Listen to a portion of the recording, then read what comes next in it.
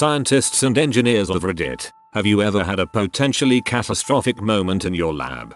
I had a large washing machine sized centrifuge explode. Imagine it sounded like a bomb because I had tinnitus for a couple of days afterwards. That was 2 years ago and I am still wary of centrifuges.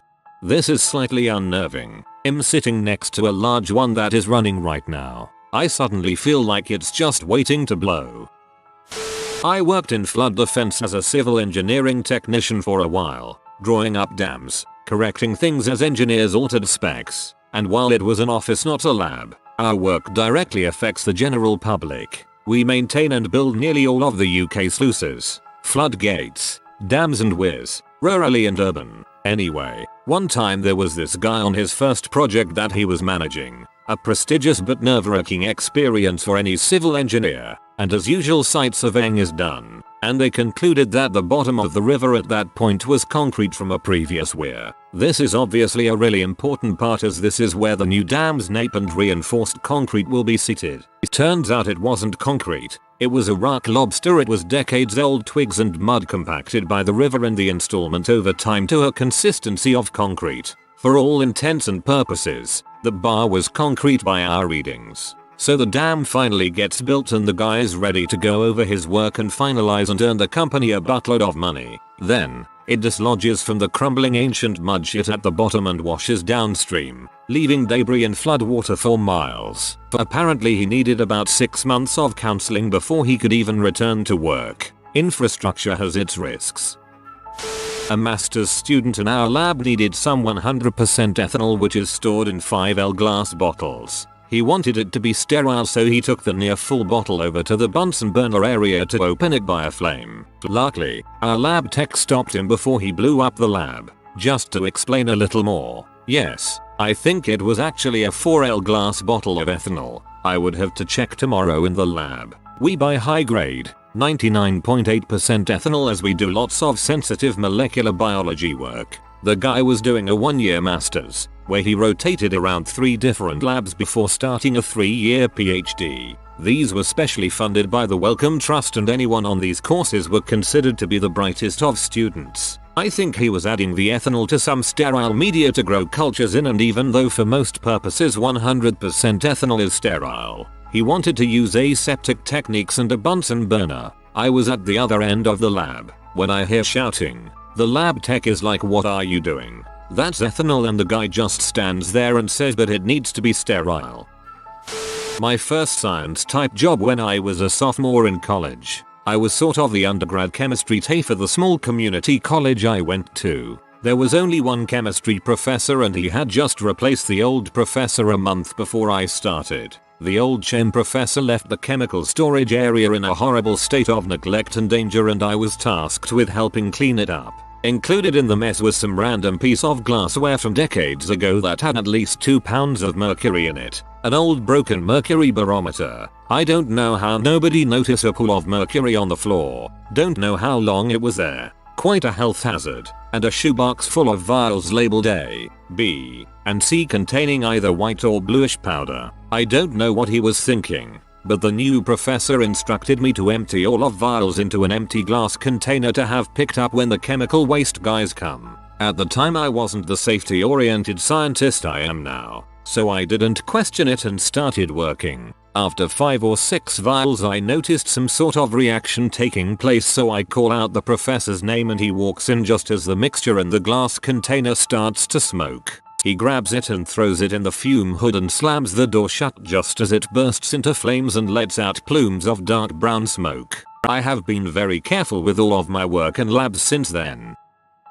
I am a nuclear engineer and typically work in and around the control rooms. Avoiding catastrophes is our business, so thankfully nothing went fatally wrong. But the most hair-raising event went as follows. Bad storms were playing havoc with the network, and we had been warned we might lose our connection. We were making all the preparations we could, but some systems were out for maintenance, so we expected trouble. In the early hours of the morning, the worst happened and a tree fell on the power line, cutting us off and tripping our main transformer. The system starts running down, and it looks like everything is safe. Some of the most essential systems are supported by a no-break electrical system, using batteries to keep them propped up when we are in transitional situations. One of the transformers that supported this was out for work. Unfortunately, in the chaos the other transformer exploded. The no-break supplies came to the rescue, but one of the motor alternator sets didn't start, so the board couldn't power up properly.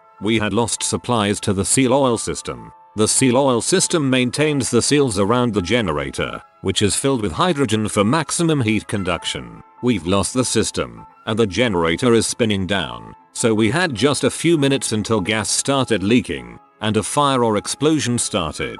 If anyone hasn't seen a turbine generator explosion, imagine 500 tons of steel shrapnel flying for a couple of miles in every direction. The control room was pretty much useless at that point. The reactor was safe, managed by automatic protection systems, and displays were clogged up with over 72,000 unique alarms. The only thing to do was throw on a helmet and run towards the potential turbine death trap. Once we arrived, we had to purge the generator with CO2 as fast as we could to block the explosion. If we had been even a few minutes later, we could have easily been disintegrated in the fireball, and half the building leveled from the world's largest shotgun. At the time it didn't scare me, but once I got home it took the better part of a bottle of whiskey to get to sleep. TLDR. I rode a nuclear shotgun to heck and back. Whiskey was involved.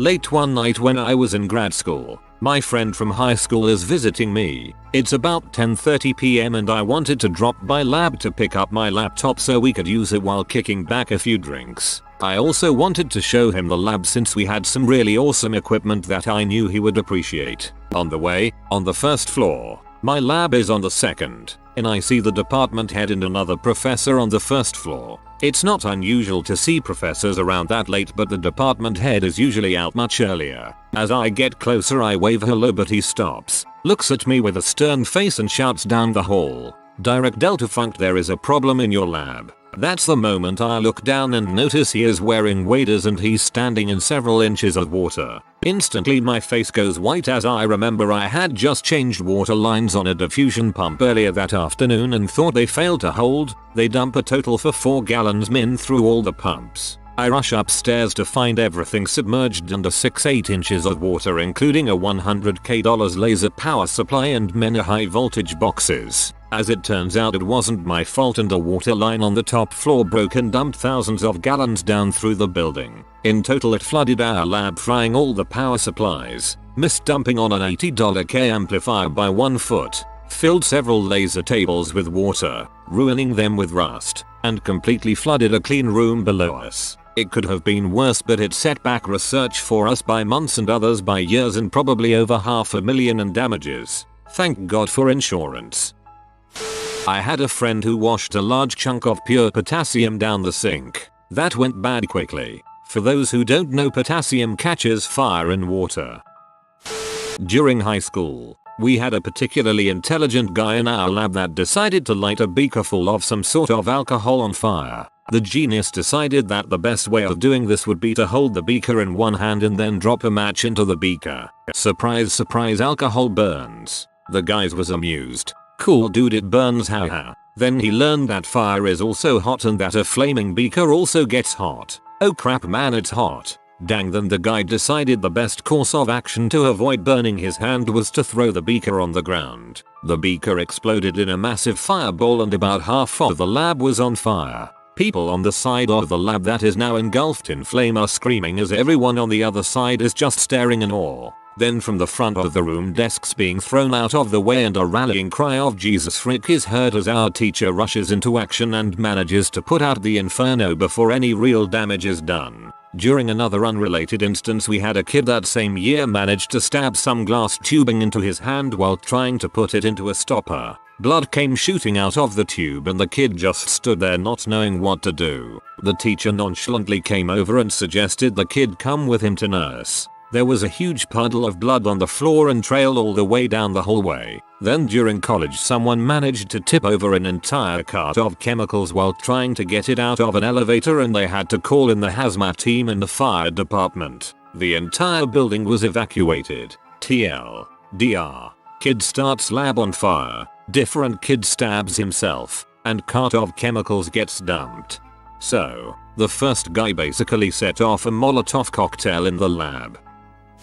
Oh man, I could go on for days. I work as a lab tech in labs with about 400 scientists. I also work very closely with the H&S officer of my labs, so get to hear all the stories. Plus I'm a first aider, so get to see them firsthand. Hydrogen peroxide, good for bleaching your hair when diluted, right? We vaporize it and pump it into chemical safety cabinets to sterilize them. One day we had an engineer to look at our VHP machine. Something happened and he ended up cleaning up a small hydrogen peroxide spill with paper towel and threw it in the bin. Apparently he didn't know that when concentrated hydrogen peroxide evaporates, it can spontaneously combust, along with the other contents of the bin. Luckily that was only a small fire. Made the day a bit more fun anyway. How about another? We have cold rooms inside the labs for groups to store their samples etc that are too big to go into fridges. Well, one evening a group gets a delivery that's on dry ice, but nobody can be bothered to deal with it as they are getting ready to go home. So they decide to stick the whole box into the cold room, even though the box had enough dry ice to keep the samples cold for at least another 24 hours. Fast forward to the next day and some guy goes into the cold room to start sorting through his samples. Apparently he started to feel a bit lightheaded. Next thing he knows he's on the lab floor surrounded by first aiders and other scientists. Turns out the dry ice had been evaporating all night, filling the room with CO2. This guy goes in and promptly passes out from lack of oxygen. Microwaves are also fun in labs. We use them to melt gels to set up gel electrophoresis experiments. Only problem is if you're not careful you can boil the gel and cause it to erupt out of the flask filling the microwave with gel. Sometimes you aren't so lucky. Sometimes you can end up superheating the gel. When this happens everything looks fine, until you take it out of the microwave and give it a quick shake.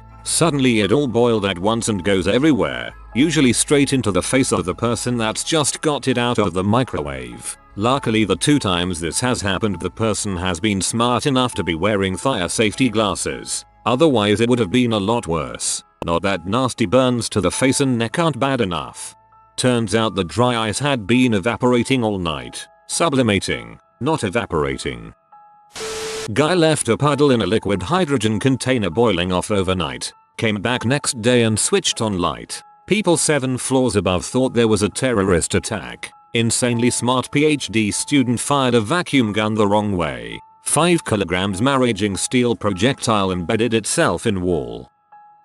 I worked at a cement plant as a process engineer. One of my jobs was to work with the lab chemist to ensure quality control on our cement chemistry. One day, we were sitting in his office discussing which section of quarry to work from next to gain the most efficient run for the year based on availability of other reagents. Suddenly, we hear a loud bang, and a hole about the size of a quarter appears in the wall between his office and the lab, and another on the opposite wall to the outside. At first, we thought it was from the explosives used to blast away a section of the quarry, and it was a piece of rock that managed to make it up to the plant. Not unheard of, but rarely something that dangerous. Turns out, the pressure tester, which applies pressure to a block of set concrete to test the yield strength, had been left on while one of the techs went on break. Although the cement gave way at around 3000 C, the tester caught on a bit of rock in the concrete mix, hitting around 10 kc before it ejected the rock like a bullet.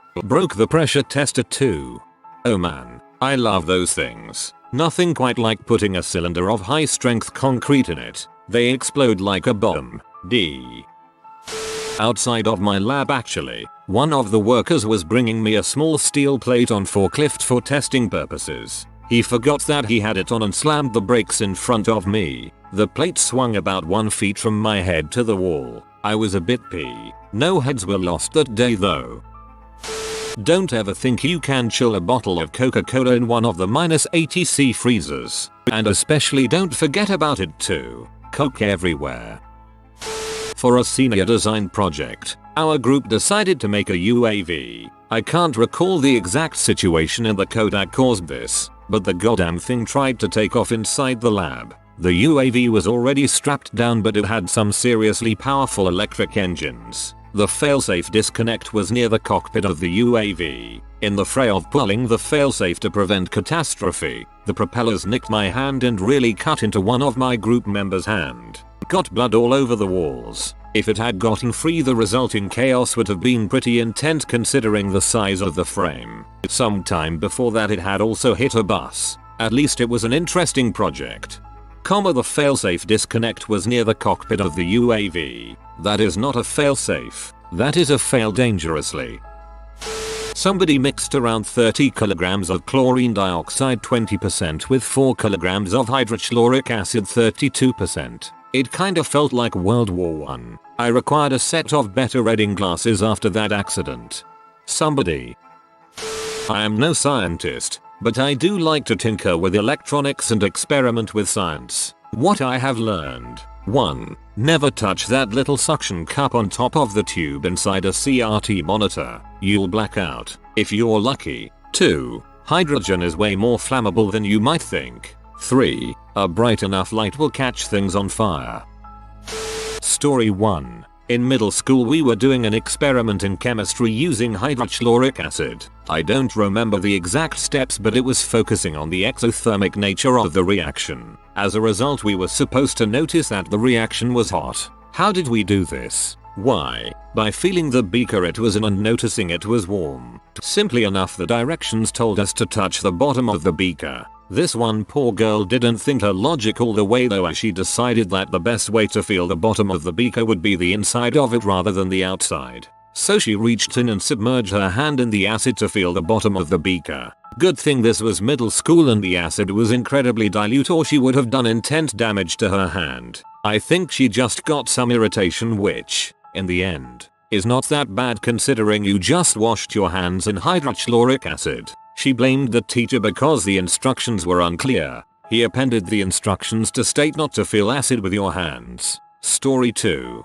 Not mine but my father's. My father is an electrical engineer and does a great deal of work with chemical process plants. At one of these projects they had just finished installing a distillation tower. They needed to bring it online to make sure everything worked, so they go to operations and light it up. And light it up they did. The tower burst into flames and there was much scrambling to turn it off and put out the flames. Here is where the logic of a normal person and a room full of engineers diverges. The normal person would say, hey, it must be broken. We need to fix it. The room full of engineers say, hey, I wonder if it does that every time. Back off to operations they go to try again. Seconds later they get their answer. It does. In fact, do that every time. Emergency shutdowns and fire protocols were engaged for the second time that day. They did not try a third time. Just a couple of weeks ago we all got sent home early because of a nitrogen leak. Incidentally, it was the day after that new COD game came out. I'm on to you, men. This one time we had a 70% nitrogen leak in our lab's air system. Terrifying crap, I know. I worked as a research assistant in a BSL-3 plant pathology lab at a well-known research university. Our work studied an exotic highly virulent stem rust pathogen. The spores can be transmitted by air over hundreds of miles and cause 70%-80% crop losses. All rooms in a BSL-3 operate at negative pressure and all air is cycled through HEPA filters. Think HEPA on steroids. Among many other safety measures. This means even if all of the airlocks are opened, airborne pathogens cannot escape because of the pressure imbalance. Now you have the background. Here's how we nearly had a catastrophe. A couple weeks before we moved into the lab greenhouses, a fire alarm went off erroneously. Usually, SOP says a special unit of the fire department should come out. They know how to handle fires in special facilities. However, regular Olay fire people came because the building was new. They propped open all the doors as they evacuated the lab and greenhouses. The air system is powerful but cannot pull enough air to compensate for all the doors being open for an extended period of time. More alarms went off as the different air pressures equilibrated. Pretty much, the US wheat crop could have been decimated if this would have happened once our project had moved in. It only takes one spore to infect a plant and produce thousands of more spores. TLDR. Dumb firemen could have wiped out North American wheat crops. Admins, let's PM to verify. I left the chuck key in the lathe once, and then turned the lathe on, throwing the chuck key. Nobody got hurt, but it was still one of the most terrifying things I have ever witnessed. The machine shop manager at my school is known for kicking people out of the shop for taking their hands off the chuck key while it is in the chuck. A bit harsh, but in the 19 years he has worked there, there have only been 2 accidents in the shop. Doing some very basic chemistry experiments in school, and as the class is coming to the end, the teacher asks everyone to start tidying up. Instead of washing the spatula in the sink like any normal person, this girl decides to lick it clean like a spoon. The look on my teacher's face was spectacular as he rushed her to hospital. She was fine. Laughing so hard right now, I had to read your comments to a few co-workers. My forensic chemistry lab demonstrator decided to show us the emergency shower and how it worked. Drenched himself and pretty much the entire row of students in front of the shower, and then he slipped and fractured his hip while getting paper towels. Not as explosive as the other stories on here, but we all thought it was quite a disaster. Also, I broke a burette once and thought it was the end of the world. I'm not a scientist, but in middle school we had a lab where we had a D battery to test conductivity of various materials, and for some reason we had steel wool. I heard that the two could make fire, so like an innocent 8th grade pyromaniac I rubbed them together. Burned my partner and my worksheet to ash and got a few 2nd degree burns on my hands. My teacher didn't make us read the worksheet. TLDR. Steel wool plus battery equals fire.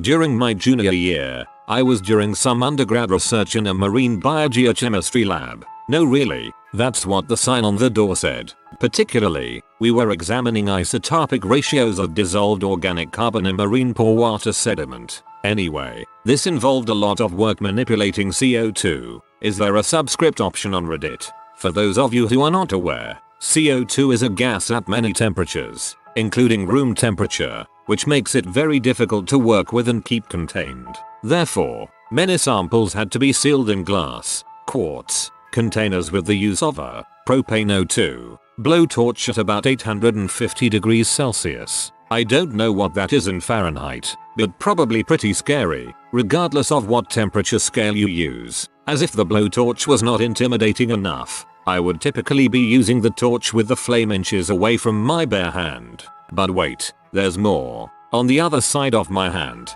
just below, was an open container of liquid nitrogen, or LN2 for short. So picture my hand, in between a flame 850 degrees Celsius and a liquid surface of minus 200 degrees Celsius. All the while, I am trying to concentrate, melting and manipulating the glass in a particular way. There's one final trick to this act though. The portion of the glass vessel I am holding is being heated by the flame over time, so this whole performance is not only potentially disastrous, but I am timed throughout. Also, I'm wearing dark green safety glasses that make it difficult to see anything that is not a flame. So anyway, I had been doing this for quite some time. I had become pretty comfortable with the process. I had begun to listen to music and even dance a little during this maneuver. So there I am, dancing, singing along to Blink 182, and with my hand in between the flame and the LN2. I hadn't gotten enough sleep the night before, and the phone rings at that very important moment. I lose my concentration just long enough for the glass vessel I'm holding to heat up enough to burn me.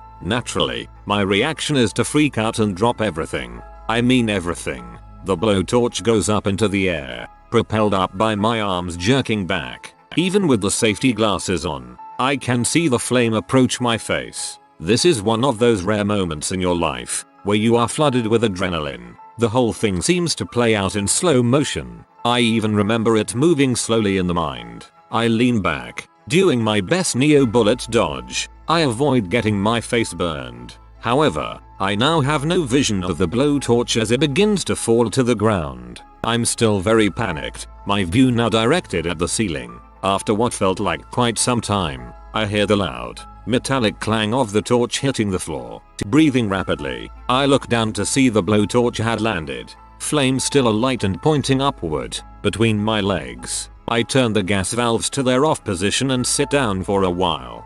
Action, suspense, possibly bullet time, A++ comment.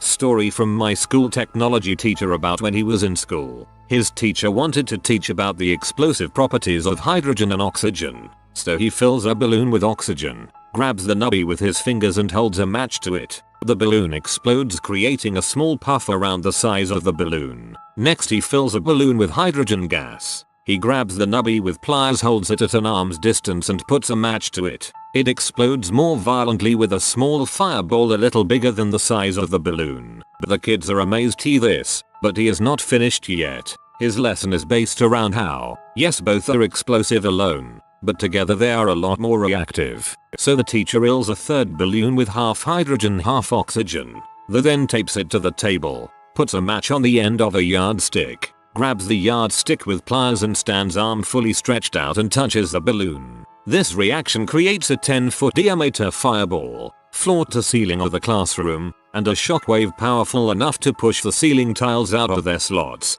raining fiberglass insulation down on the students, and shaky cabinets that lined the room and the glassware inside them. Half the teachers in the building came running thinking the worst. TLDR teacher creates 10-foot fireball, not allowed to do the experiment indoors anymore.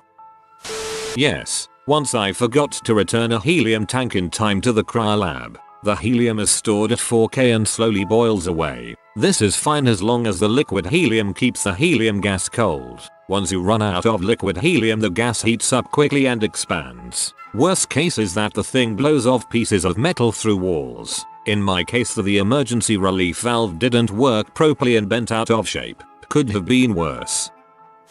I was present when the inside of a fume hood collapsed. That was scary. Chemical residue falling forcefully sounded like thunder, and the cloud that floated out into the lab was horrifying. One day a colleague of mine was carrying a higher order function. His hand jerked, and lambda expressions spilled all over the lab. He would have had third-degree formal burns if he wasn't wearing a lab coat. Computer science is hard crap. Unfortunately, I cannot say what I do, where I work, etc, but past all of the oxidizable explosion deaths, people falling into reactors after whiffing nitrogen, etc, we trickle down the vat of apocalyptic to my catastrophic event. I was pushing a large heap of vac we use to clean up residue from whatever it is I work with. These vacuums are new, and we were excited to use them as they drastically decreased the cleanup time after a procedure. Unfortunately for us, our materials are of unknown toxicity, potentially carcinogenic, and even a tad bit deadly, or so the tales go, as, once again, we know very little about the material. So there I am, pushing this vacuum with this unknown, deadly material inside it, with only a lab coat and safety goggles. Z87 represent, and I hit a bump between doors. Apparently this was enough to dislodge the poorly placed collection chamber on the vacuum, which was the belly side of the machine. I kept going and, lo and behold, plot, a huge plume of unknowns flows up into the air. I immediately cover my face with my coat and back up slowly. After a minute, when the plume has settled, I calmly walked over to my nearest lab, asked a co-worker to get some barricade tape and informed him of the issue. I stripped down, put on a cleanroom suit with a respirator and get to work cleaning up the mess, shutting down the whole area for a long while. The plus side is that we now know the material isn't an acutely deadly. The downside is, I may be sterile and full of cancer. Even worse, I had to waste a few hours machining a few safety latches to prevent that from happening again. I think the guy who put a nitrogen line into his coveralls was onto something, though legend has it, he was caught by his manager the first time and he lied saying he thought it was an air line and was using it to cool him down. Dead a few hours later via nitrogen after doing it again. TLDR. OP is probably dying from unknowns due to a stupid design flaw in a heap of vacuum. If you are new to the channel, you can subscribe. I publish new videos every day. Until then, check another video.